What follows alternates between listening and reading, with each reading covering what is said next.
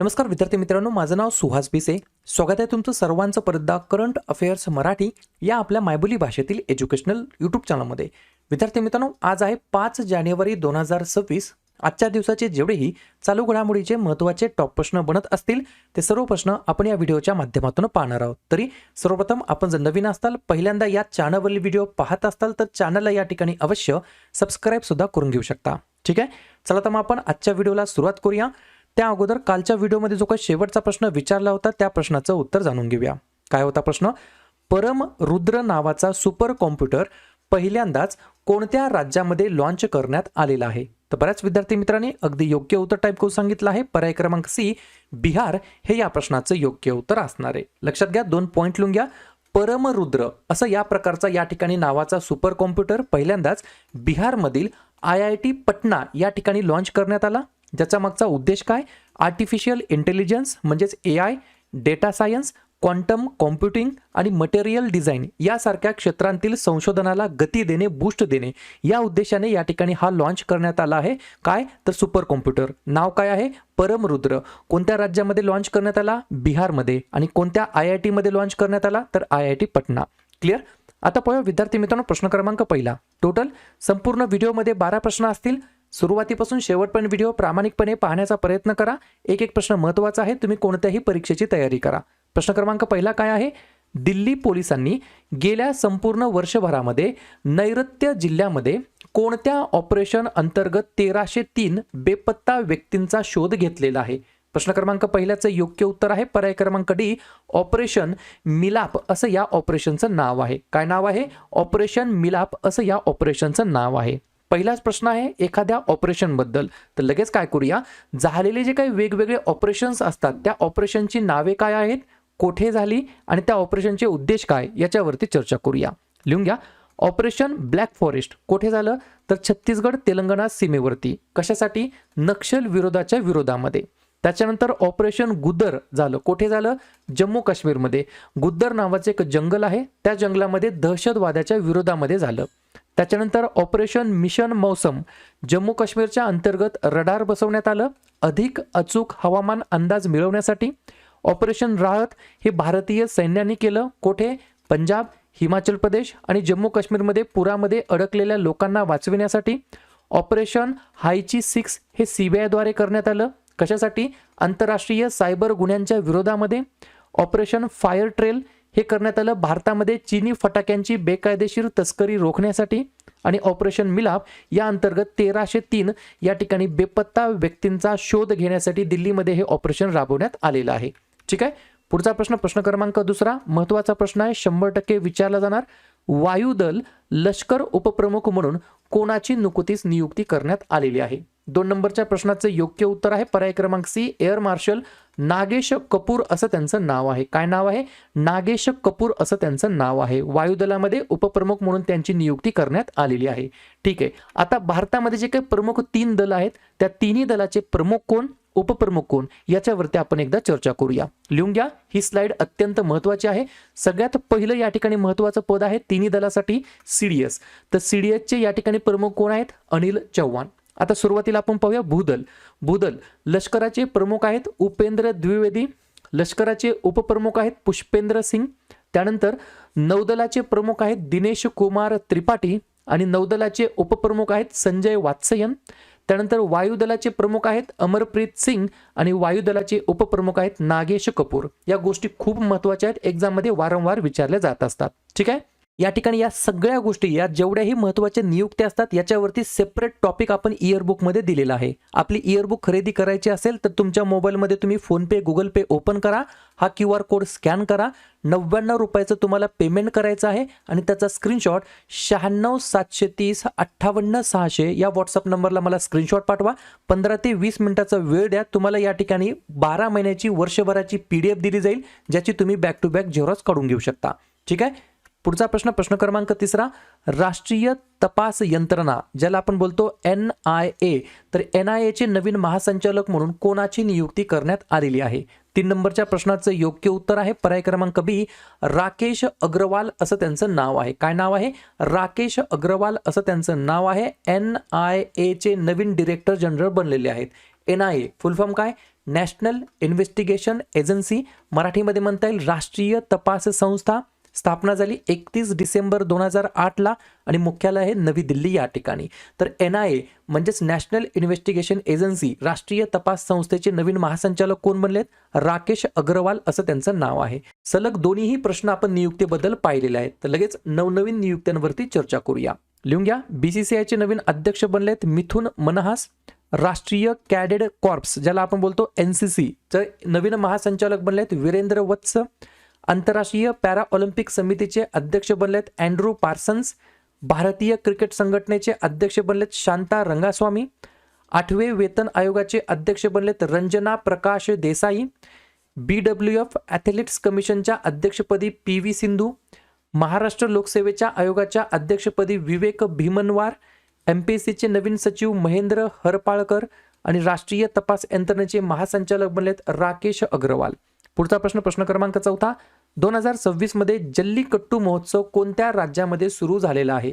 4थ्या नंबरच्या प्रश्नाचं योग्य उत्तर आहे पर्याय क्रमांक A तमिळनाडू हे या प्रश्नाचं योग्य उत्तर असणार आहे. पहा, मोस्ट रिपीटेड प्रश्न आहे. तुम्ही रेल्वेची खास करून पोलीस भरतीची तयारी करा. हा प्रश्न वारंवार विचारण्यात आलेला आहे. जल्लीकट्टू महोत्सव हा महत्त्व काय आहे या महोत्सवाचं? तर लिहून घ्या. हा एक पारंपरिक, सांस्कृतिक आणि ऐतिहासिक खेळ आहे जो पोंगल सणाच्या काळामध्ये साजरा केला जातो आणि तमिळ ओळख आणि शौर्याचे प्रतीक आहे. त्याच्यामुळे हा प्रश्न कदाचित परत या ठिकाणी विचारला जाऊ शकतो. कोणत्या राज्यामध्ये सुरू झाला आहे जल्लीकट्टू महोत्सव? तमिळनाडू राज्याच्या अंतर्गत. तमिळनाडू ज्या राज्याची स्थापना 1 नोव्हेंबर 1956ला झाली. मुख्यमंत्री आहेत MK स्टालिन. राज्यपाल आहेत RN रवी. राजधानी आहे चेन्नई. 4 महत्त्वाचे राष्ट्रीय उद्यान आहेत मन्नर, मरीनची आखात, इंदिरा गांधी, मुदुमलाई आणि मुकुर्ती आणि 2 महत्त्वाचे धरण मेत्तूर आणि भवानी सागर. पुढचा प्रश्न क्रमांक 5.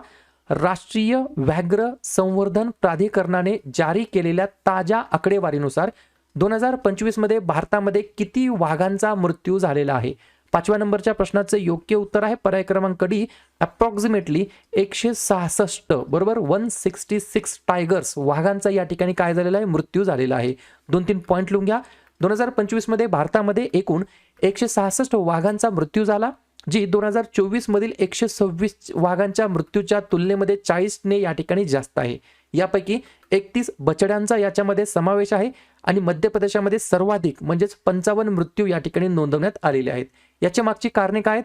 तर अधिवासावरील तेच आहे. अधिवासावरील ताण, प्रादेशिक स्पर्धा, नैसर्गिक कारणांमुळे झालेल्या लढाईतील मृत्यू आणि काही प्रमाणामध्ये वीज पडून मृत्यू अशा प्रकारची कारणे आहेत या संपूर्ण वाघांच्या मृत्यूमागे. ठीक आहे. पुढचा प्रश्न क्रमांक 6. अलीकडेच कुशावतीला कोणत्या राज्यातील 3रा जिल्हा म्हणून या ठिकाणी घोषित करण्यात आलेला आहे? 6व्या नंबरच्या प्रश्नाचं योग्य उत्तर आहे पर्याय क्रमांक C गोवा हे या प्रश्नाचं योग्य उत्तर असणार आहे. जाता आपण या ठिकाणी गोव्याबद्दल सुद्धा चर्चा करूया. गोव्याची स्थापना झाली 30 मे 1987ला. मुख्यमंत्री आहेत प्रमोद सावंत. राज्यपाल आहेत अशोक गजपती राजू आणि राजधानी आहे पणजी. 2 महत्त्वाचे राष्ट्रीय उद्यान मोलेम आणि भगवान महावीर आणि 2 महत्त्वाचे धरण अमठाणे आणि सला उलीम. पुढचा प्रश्न क्रमांक 7. 2025च्या महिला आशिया कप 2025 मध्ये भारतीय महिला हॉकी संघाने कोणते पदक जिंकलेले आहे?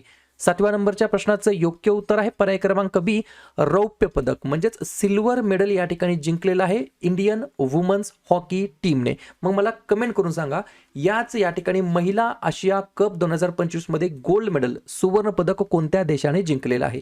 प्रश्न आहे क्रीडा स्पर्धेबद्दल. लगेच नवनवीन झालेल्या क्रीडा स्पर्धांवरती चर्चा करूया.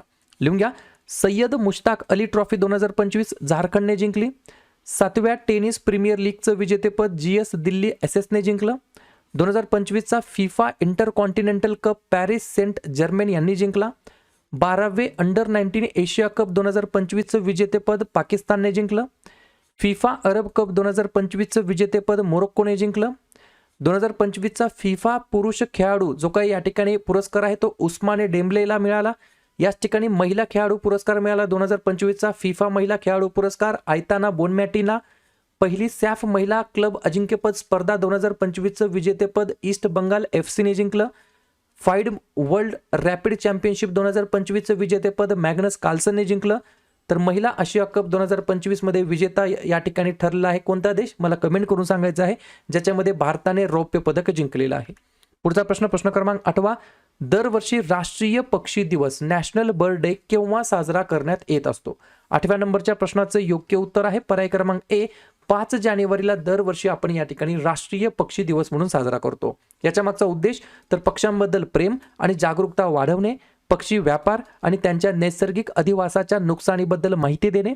याला सुरुवात करण्यात आली होती 2002 मध्ये बॉर्न फ्री USA बरोबर आणि एव्हियन वेलफेअर कोलिशन यांनी या ठिकाणी या दिवसाला सुरुवात केली. आणि अजून एक पॉइंट लिहून घ्यायचा आहे, राष्ट्रीय पक्षी निरीक्षण दिवस हा असतो 12 नोव्हेंबरला आणि राष्ट्रीय पक्षी दिवस असतो 5 जानेवारीला. याच्यामध्ये कन्फ्युजन होऊ द्यायचं नाही. प्रश्न आहे महत्त्वाच्या दिवसाबद्दल. तर लगेच काय करूया, जानेवारी महिन्यातील जेवढेही महत्त्वाचे दिवस असतील त्याच्यावरती आपण एकदा रिव्हिजन टाकूया. लिहून घ्या. 1 जानेवारी DRDO स्थापना दिवस आणि जागतिक कुटुंब दिवस. 2 जानेवारी महाराष्ट्र पोलीस दल स्थापना दिवस. 3 जानेवारी सावित्रीबाई फुले जयंती महाराष्ट्रामध्ये बालिका दिवस म्हणून. 4 जानेवारी जागतिक ब्रेल दिवस. 5 जानेवारी राष्ट्रीय पक्षी दिवस. 6 जानेवारी बाळशास्त्री जांभेकर जन्मदिवस महाराष्ट्रामध्ये पत्रकार दिवस म्हणून. 9 जानेवारी प्रवासी भारतीय दिवस.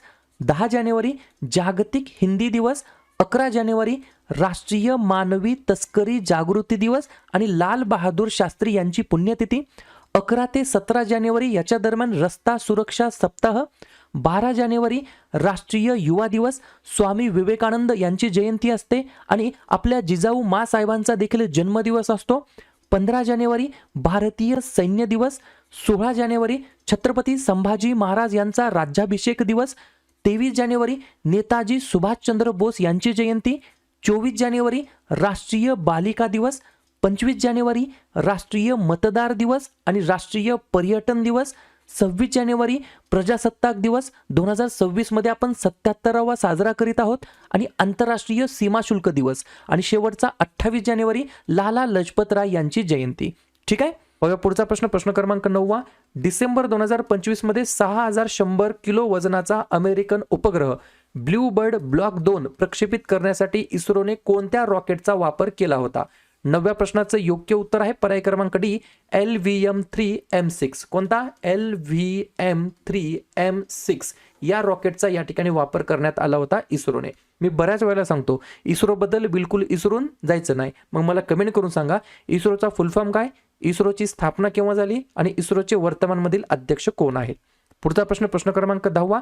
1 जानेवारी 2026 पासून कोणता देश युरोझोनचा 21वा सदस्य देश या ठिकाणी बनलेला आहे? पर्याय क्रमांक सी, बल्गेरिया नावाचा देश आहे. पॉइंट लिहून घ्या. 1 जानेवारी 2026 पासून बल्गेरिया हा देश युरोझोनचा 21वा सदस्य देश बनला आहे, ज्याने युरोपियन युनियनमध्ये सामील झाल्यानंतर तब्बल 20 वर्षांनी युरोला आपले अधिकृत चलन म्हणून स्वीकारलेलं होतं. ठीक आहे. पुढचा प्रश्न प्रश्न क्रमांक 11. भारत कोणत्या देशाला मागे टाकत जगातील सर्वात मोठा तांदूळ उत्पादक देश बनलेला आहे? तर पर्याय क्रमांक बी, चीन हे या प्रश्नाचं योग्य उत्तर असणार आहे. क्लिअर.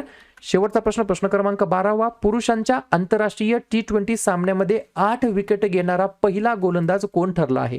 12व्या नंबरच्या प्रश्नाचं योग्य उत्तर आहे पर्याय क्रमांक ए, सोनम एशे. माझ्या मते भूतान देशाचा हा खेळाडू आहे. त्या खेळाडूने या ठिकाणी T20 कोणाच्या पुरुषांच्या आंतरराष्ट्रीय T20 सामन्यामध्ये 8 विकेट्स घेणारा या ठिकाणी पहिला गोलंदाज ठरलेला आहे.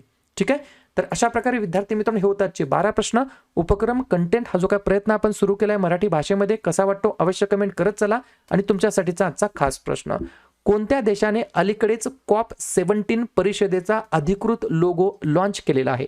भारत, आर्मेनिया, रशिया की जपान? तर ज्या पण विद्यार्थ्यांनी या प्रश्नाचं योग्य उत्तर येत असेल त्या प्रश्नाचं उत्तर तुम्ही कमेंट बॉक्समध्ये देण्याचा प्रयत्न करा. प्रश्नाचं उत्तर चुकू द्या, बरोबर येऊ द्या, काहीच हरकत नाही. ट्राय करणं, प्रयत्न करणं सर्वात जास्त महत्त्वाचं आहे. तर दुसऱ्या दिवशी येऊन आपण दिलेल्या प्रश्नाचं उत्तर हे बरोबर आले की चुकलं, दुसऱ्या दिवशी येऊन नेहमी चेक करणं, अभ्यासामध्ये कन्सिस्टन्सी मेंटेन ठेवणं हे सगळ्यात जास्त महत्त्वाचं ठरणार आहे.